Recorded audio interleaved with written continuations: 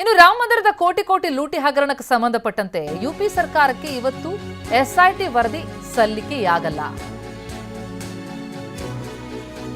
ಇವತ್ತು ವರದಿ ಅಂತ್ಯ ಆಗತ್ತೆ. ಆದರೆ ಸಲ್ಲಿಕೆಗಿರುವಂತಹ ಡೆಡ್ಲೈನ್ ಅಂತ್ಯ ಆದರೂ ಕೂಡ ವರದಿ ಸಲ್ಲಿಕೆಗೆ ಹೆಚ್ಚಿನ ಸಮಯವನ್ನ ಎಸ್ಐಟಿ ಕೇಳುವಂತಹ ಸಾಧ್ಯತೆಗಳು ಕಂಡು ಬರ್ತಾ ಇದೆ.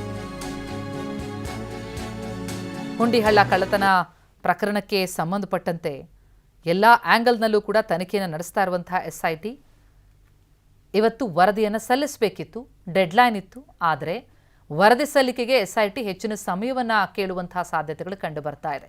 ತನಿಖೆಗಿಳಿದಂತೆ ಹೊಸ ಹೊಸ ವಿಚಾರಗಳು ಬೆಳಕಿಗೆ ಬರ್ತಾ ಇದೆ. ಈಗಾಗಲೇ ಬಂಧಿತರಿಂದ ಎಲ್ಲ ವಿಷಯಗಳನ್ನು ಕೆದಕಲಾಗ್ತಾ ಇದೆ. ಜೊತೆಗೆ ಯಾವಾಗನಿಂದ ಯಾರೆಲ್ಲ ಭಾಗಿ, ಹೇಗೆ ನಡೀತಾ ಇತ್ತು, ಇನ್ನಷ್ಟು ತನಿಖೆಗೆ ಸಮಯ ಕೇಳೋ ಸಾಧ್ಯತೆ.